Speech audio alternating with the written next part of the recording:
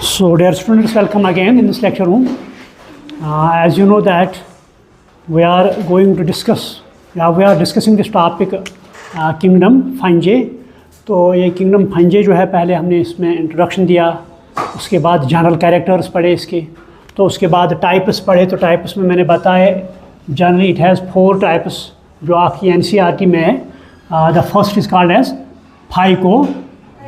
Phycomycetes, second is called as ascomycetes. Then next one is basidiomycetes, third group. Then the last one is deuteriomycetes. So ये 4 groups इसमें आते हैं। तो इसमें जो पहले 2 है फाइकोमाइसीट्स और एस्कोमाइसीट्स, तो ये हमने कंप्लीट किए। लेकिन यहाँ जो एस्कोमाइसीट्स है इसकी इकोनॉमिक इम्पॉर्टेंस थोड़ा मैं यहाँ बताऊँगा आपको, क्योंकि कल जब क्लास मैंने दिया इस पर एस्कोमाइसीट्स पर, तो उस वक्त टाइम कहाँ ओवर हुआ।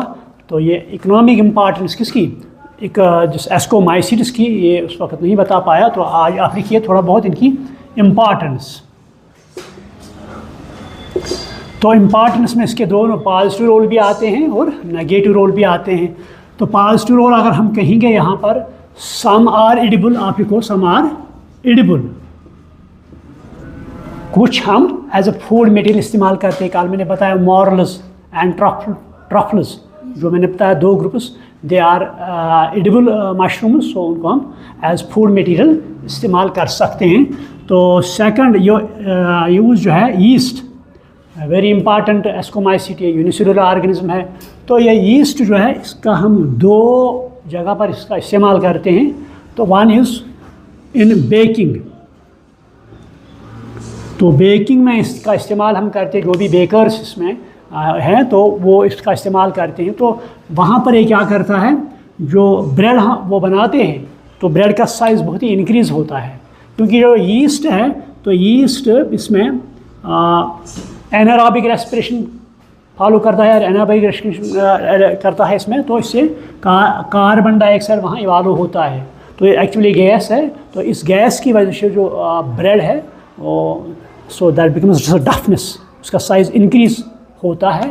तो ये इसका फ़ायदा ये उठाते हैं। कम आटा लेते हैं लेकिन बड़ी रोटी जो है इसका साइज़ बड़ा बनाते हैं, तो वो उसके अंदर पोर्स बनते हैं।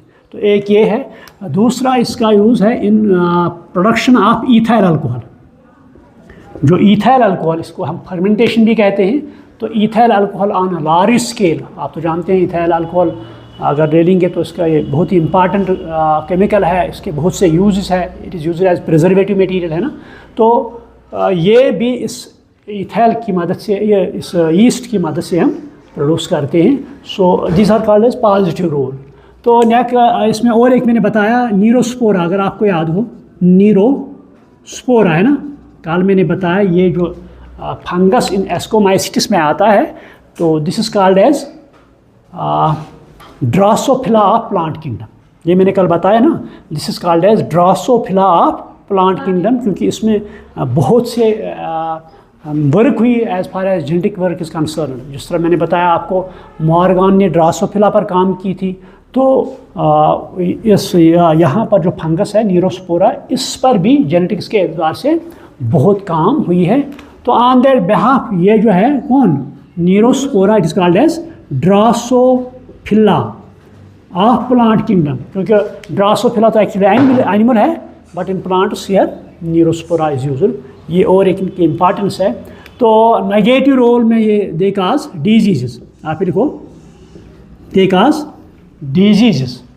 तो नेगेटिव रोल में दे काज देश में बहुत से डिजीज़ को काज करते हैं। तो ये इम्पॉर्टेंस है इसकी। ये जो मैंने कल मैं बता नहीं पाया, तो आज का टॉपिक जो रहेगा दैट इज़ बेसिडियोमाइसीट्स। बेसिडियोमाइसीट्स। तो बेसिडियोमाइसीट्स ये ग्रुप है, एडवांस्ड ग्रुप है। तो ये इनको हम और एक नाम से भी पुकारते हैं, that is called as club fungi भी उन्हें कहते हैं। These are called as club fungi. जिस तरह कल मैंने बताया एस्कोमाइसिट्स का they are also called as sac fungi, तो यहाँ पर these are called as club fungi. तो इनकी फ्रूटिंग बॉडी जो है अम्ब्रेला शेप, आपने देखा है वो मशरूम जो हम खाते हैं, है ना, क्लब शेप्ड स्ट्रक्चर होता है। सो जब उनकी फ्रूटिंग बॉडी है तो उस फ्रूटिंग बॉडी को हम बेसिडियोकार्प कहते हैं। आप लिखो, the fruiting body is called as basidiocarp, is called as basidiocarp। तो that looks like a club shaped structure or umbrella shaped structure, तो इनको हम क्लब फंजे भी कहते हैं। तो ये जो बेसिडियोमाइसीट ग्रुप है इसमें लगभग 25,000 स्पीशीज़ आते हैं, या मोर देन 50-20, क्योंकि डे बाई डे इंक्रीज़ होता है इन नंबर में। सो आप लिखो, it includes more than 25,000 species after ascomycetes. तो ये बड़ा ग्रुप आता है फंजे में। तो अगर हम डेफिनेशन के बाद से देंगे, आखिर लिखेंगे कि basidiomycetes are also called as club shaped mycetes. तो इनमें पहले अगर ले लेंगे हैबिटेट इनका, तो हैबिटेट में they are found on logs पर जो डेड वुड होती है उस पर ये पाए जाते हैं, लॉग्स पर या ट्री स्टम्प पर। जो एक ट्री का स्टेम होता है, तन्ना जो होता है, उस पर ये प्रेजेंट होते हैं। तो कुछ species they are parasites also, तो इसमें कुछ स्पीशीज़ है वो पैरासाइट के तौर पर अपनी लाइफ जो है गुजारते हैं। तो ये जो बेसिडियोमाइसिट्स है, अगर आप देखें, इट इंक्लूड्स नंबर 1 मशरूम्स। आप ही लिखो, दीज इंक्लूड्स मशरूम्स इनमें आते हैं जो हम खाते हैं, they are edible. Number 2 bracket fungi हैं, ब्रैकेट फंजे इसमें आते हैं। इसमें पफ बाल्स आते हैं, पफ बाल्स आते हैं इसमें। इसमें वो टोड स्टूल्स आते हैं, टोड स्टूल्स। इसमें और एक group that they are called as smuts, because they cause, ये ग्रुप है इनमें, they cause disease in plants, that disease called as smut disease. तो उनको कहते हैं स्मट्स। इसमें आता है फॉर एग्जांपल ईस्टलागो,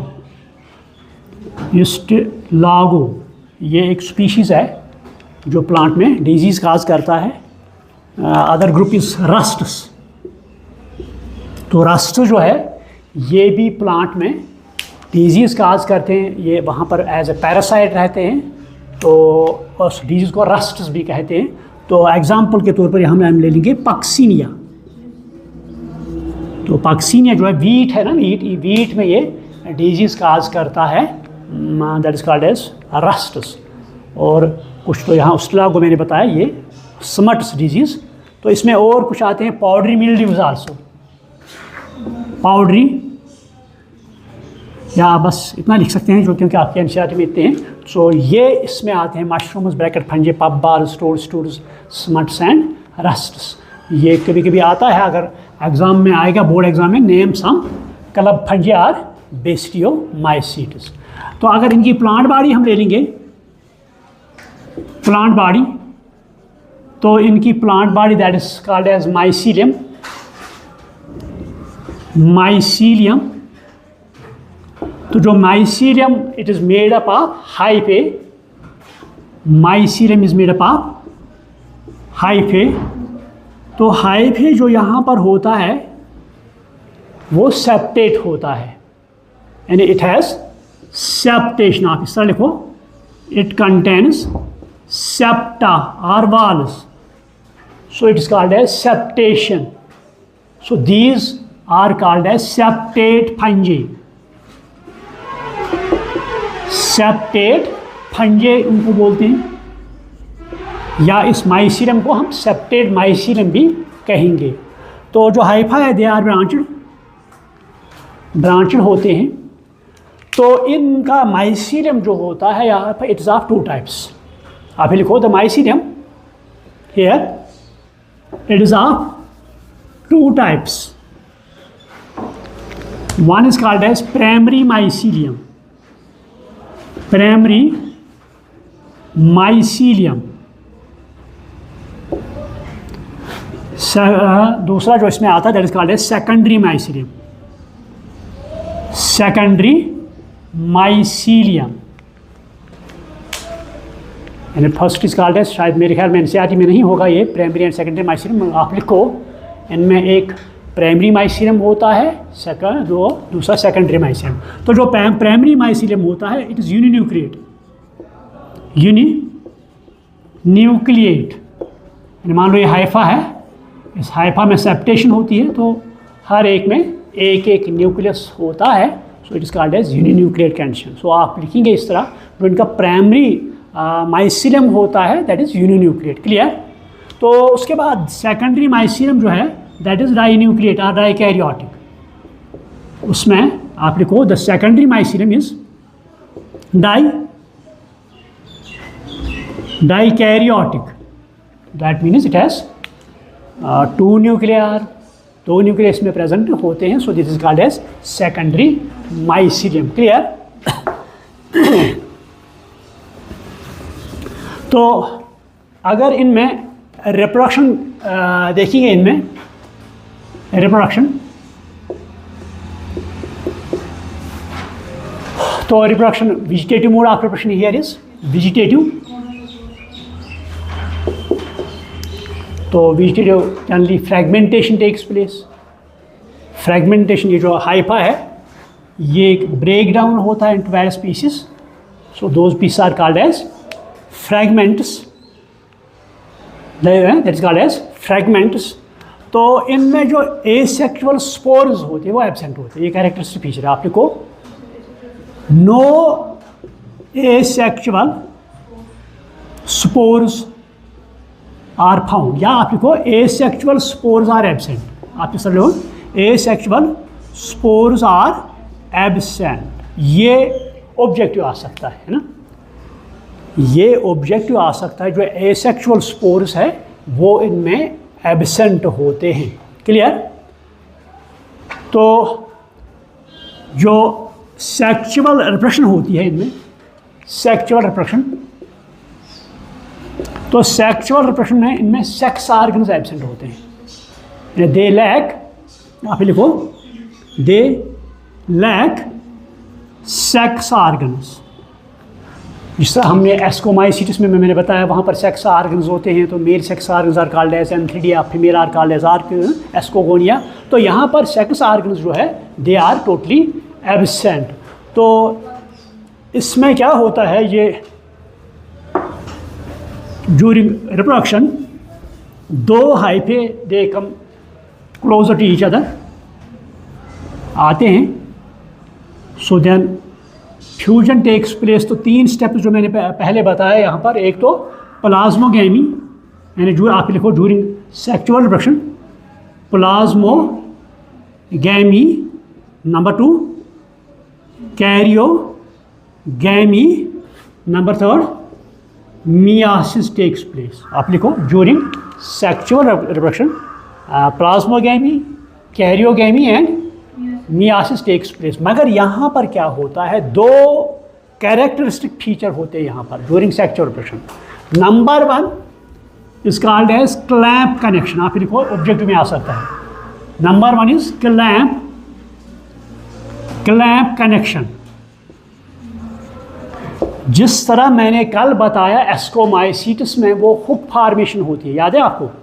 मैंने कल बताया जो एस्कोमाइसिटिस होते हैं वहाँ पर हुक फॉर्मेशन होता है, that hook is called as crozier.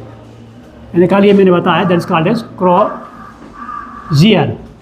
तो इसी तरह यहाँ पर भी मान लो ये हाइफा है यहाँ पर, तो इस हाइफा में एक साइड से हुक लाइक स्ट्रक्चर बनता है, so that hook like structure is called as clamp connection. ये कैरेक्टरिस्टिक फीचर इनमें ऑब्जेक्टिव आ सकता है। जो एस्कोमाइसिटिस में मैंने बताया वहाँ क्रोजियर फॉर्मेशन या हुक फॉर्मेशन आता है, वो भी ऑब्जेक्टिव आ सकता है। तो यहाँ पर बेसिडियोमाइसिटिस में क्या है, क्लैंप कनेक्शन आता है, बनता है। क्लैंप कनेक्शन क्या होता है, ये मान लो यहाँ पर हाइफा है, ठीक है, तो इस हाइफा में क्या होता है, एक साइड से यहाँ पर हुक लाइक स्ट्रक्चर बनता है, so that is called as clamp, this called as clamp. तो ये क्लैंप जो है बाद में इसका साइज इंक्रीज होता है, ये इसके साथ टच करता है, so this is called as clamp connection.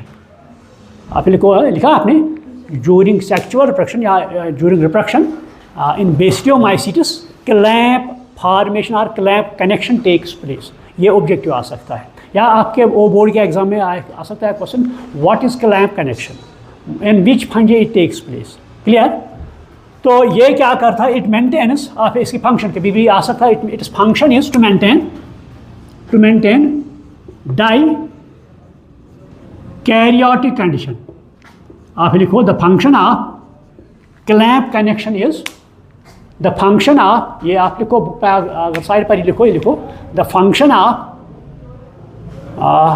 Clamp connection is to maintain dikaryotic condition. जो अभी मैंने बताया सेकेंडरी माइसीलियम में होता है, that is dikaryotic. So function of clamp connection is to maintain dikaryotic condition. इसकी फंक्शन क्या है, इट इज मेंटेन।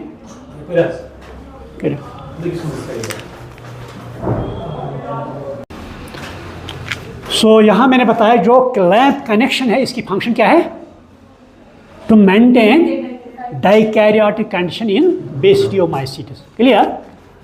तो यहाँ पर क्या होता है, मैंने कहा कि ये तो एक कैरेक्टर फीचर है कि clamp connection formation. Second feature है dikaryotic condition. Second is dikaryotic condition या फेस, आपको डाइकैरियोटिक फेस,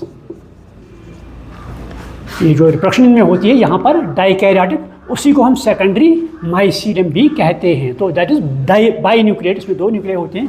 तो यहाँ पर क्या होता है, जब प्लाज्मोगैमी होती है, प्लाज्मोगैमी, मान लो यहाँ पर 2 न्यूक्लियस आए, यहाँ पर प्लाज्मोगैमी हुई, तो प्लाज्मोगैमी के बाद अब होना है कैरियोगैमी। तो कैरियोगैमी साथ ही नहीं होती है, इट टेक्स सम टाइम और इट टेक्स सम रेस्ट, कुछ वक्फा लेता है। तो उस वक्फे में ये जो 2 न्यूक्लियस होते हैं कंबाइन नहीं होते हैं, तो उसी कंडीशन को हम डाइकैरियोटिक फेस कहते हैं। आप लिखो in this basidiomycetes, in this basidiomycetes, in this basidiomycetes, in this basidiomycetes कर पास। तो सेकंड कैरेक्टर फीचर क्या है, यहाँ पर डाइकैरियोफेस। क्या होता है आफ्टर प्लाज्मोगैमी, तो मैंने कहा कि जो न्यूक्लियस अब इसमें एक ही सेल में आ गए, या ड्यूरिंग क्लैंप कनेक्शन न्यूक्लियस जो एक ही सेल में आ गए, तो ये साथ ही इसमें क्या फ्यूज नहीं होते, but it take rest for certain while. So इस फेज को हम डाइकैरियोटिक फेज कहते हैं। आप ये लिखो during this plasmogamy, karyogamy does not occur simultaneously, साथ ही नहीं होती है, but it takes rest. So this phase is called as dikaryotic phase, it is phase called as. तो इसको हम डाइकैरियन भी कहते हैं, this also called as dikaryon. यहाँ पर 2 न्यूक्लियर होते हैं, तो उसके बाद फिर से फ्यूज होते हैं, then karyogamy takes place, diploid structure takes place. तो यहाँ पर उसके बाद क्या होता है, मैंने कहा इसकी fruiting body that is called as basidiocarp. तो स्पोर्स जो बनते हैं यहाँ पर, spores are called as basidiospores. The spores produced are called as basidiospores. तो ये बेसिडियोस्पोर्स किसमें बनते हैं, that is called as basidium. आप ये लिखो the basidiospores are produced in basidium, they are produced in basidium. तो ये जो स्पोर्स ये अंदर नहीं बनते बल्कि बाहर पर ही बनते हैं। तो आप लिखो the spores are formed exogenously, exogenously यानी आउटसाइड। देखो इस तरह क्या होता है, यहाँ पर मान लो ये बेसिडियम है, जब यहाँ पर पहले क्या था, दो न्यूक्लियस आए थे, प्लाज्मोगेमी हुई थी। बोर्ड की तरफ आप देखो, यहाँ पर देखो जब दो न्यूक्लिया आए तो यहाँ पर प्लाज्मोगेमी हुई, तो जिसका डेज डाइकैरियोटिक फेस। तो उसके बाद ये फ्यूज़ हो जाएंगे अब, तो it will form 2n diploid condition. तो उसके बाद क्या होगा, उसके बाद यहाँ पर 4 आउटवर्ड प्रोड्यूसेंस आर फॉर्म्ड। यहाँ पर ऐसा लगता है जैसे 5 उंगलियाँ 4 उंगलियाँ बनेंगी बाहर से, ये बाहर की तरफ जाएंगे। तो ये जो अंदर ये न्यूक्लियस है, डिप्लॉयड न्यूक्लियस है, तो ये इसमें मियासिस होगी। यार आफ्टर दिस क्या होगी, अब मियासिस होगी। तो जब मियासिस होगी कितने न्यूक्लियस बनेंगे, यहाँ पर 4 न्यूक्लियस बनेंगे। So these are called as meiospores. तो उसके बाद क्या होगा, ये जो मियोस्पोर्स बनेंगे, तो ये मियोस्पोर्स बाहर इन यहाँ पर आएंगे एक एक करके। सो ये बॉडी से बाहर आ गए। So that is why these are called as exogenous spores. कभी कभी ऑब्जेक्टिव आता है, the spores producer in basidiomycetes are exogenous or endogenous. तो ये बाहर आते हैं, तो यहाँ पर so this called as basidium, इसको हम बेसिडियम कहते हैं। तो ये स्पोर जो बने, these spores are called as basidiospores. जो स्पोर्स यहाँ पर बने उनको हम बेसिडियोस्पोर्स कहेंगे। तो ये बेसिडियोस्पोर्स बाद में डिटैच होते हैं, तो then they fall on substratum. आप लिखो, the basidiospores then fall on substratum, they fall on substratum and germinate into new hypha or mycelium, and they germinate into new hypha or mycelium। तो इस तरह ये reproduction complete करते हैं। Clear? तो अब इनकी इम्पॉर्टेंस क्या है, इम्पॉर्टेंस में यहाँ पर दोनों रोल इनके होते हैं, पॉजिटिव रोल भी होता है और नेगेटिव रोल भी होता है। पहले हम पॉजिटिव रोल, पॉजिटिव में क्या है, दे आर इस तरह लिखो, सम स्पीशीज आर एडिबल। आप लिखो some species are edible, so they are used for as food material, for example mushrooms जिसे हम कहते हैं। ठीक है, तो यहाँ पर some are use as decomposers also, decomposers है ना। तो बट नेगेटिव रोल आप इनका यहाँ पर ले लेंगे, they cause diseases, they are parasites. हालांकि यहाँ पर न्यूट्रिशन अगर देखेंगे इनकी, मैंने कहा mainly they are saprophytes, they are found on dead logs or this plant of the stem of a plant, but some are as parasites also. Some are as जो parasites होते हैं वो पैथोजेनिक होते हैं। आप लिखो the parasites are pathogenic.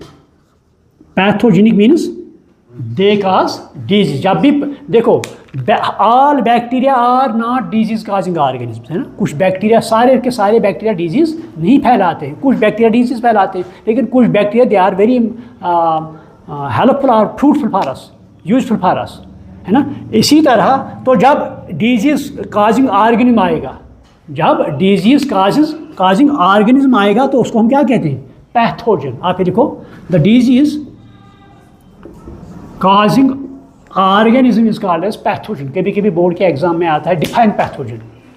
तो pathogen is disease का, तो जो भी चाहे वो बैक्टीरिया हो, फंगस हो, कोई भी हो, जो भी डिजीज़ काज करता है उसे हम पैथोजन कहते हैं। तो similarly some species of this basidiomycetes they cause disease. यहाँ तो मैंने दो बताए, one is called as Puccinia, तो ये ऑब्जेक्टिव आ सकता है एंट्रेंस में। Puccinia it causes rust disease in wheat. जो वीट है तो वीट में ये रस्ट डिजीज़ काज करता है। सेकंड इज स्ट्रागो, युस्टिलागो। तो युस्टिलागो जो है ये स्मट्स, ये जो है पोटैटो, इसमें ये डिजीज़ काज करता है। तो हम कहेंगे कि जो नेगेटिव रोल उनका है that is they cause diseases. So these are basidiomycetes. तो लास्ट वन है इसमें आता है that is called as deuteromycetes. वो छोटा टॉपिक है, इसमें भी टाइम है वो पढ़ेंगे तो, क्योंकि इनको जल्दी सिलेबस भी कंप्लीट करना है. डिटेरियोमाइसीट्स, डिटेरियोमाइसीट्स. डिटेरियोमाइसीट्स जो है, हालांकि दीज आर एडवांस्ड फॉर्म. अगर एवोल्यूशन के एतबार से देखेंगे दीज आर, क्योंकि लास्ट पर रखे गए है ना. पहले तो हम लोअर फंजे हैं, उसके बाद हायर फंजे, तो हायर फंजे में भी ये लास्ट पर आता है. So they are advanced, but these are called as fungi imperfect. आप ये लिखो, these are called as fungi imperfect. क्यों? क्योंकि इनमें सेक्सुअल रिप्रोडक्शन एब्सेंट होती है. अब दे इस तरह लिखो, the sexual reproduction is absent in डिटेरियोमाइसीट्स. तो डिटेरियोमाइसीट्स में सेक्सुअल रिप्रोडक्शन नहीं होती है, एब्सेंट होती है, इसलिए उनको क्या कहा जाता है? फंजे इम्परफेक्ट. कभी कभी बोर्ड के एग्जाम में आपको क्वेश्चन आ सकता है, why deuteromycetes are called as imperfect fungi or fungi imperfect. ये इसीलिए है कि उनमें सेक्सुअल रिप्रोडक्शन, क्योंकि सेक्सुअल रिप्रोडक्शन की वजह से वेरिएशंस आते हैं, नए कैरेक्टर्स बनते हैं ना. तो यहाँ पर ये एब्सेंट है, इसीलिए इनको इम्परफेक्ट कहा गया. तो यहाँ पर अगर देखेंगे habitat, so they are found on dead organic matter. आप इस तरह लिखो, they are found on dead organic matter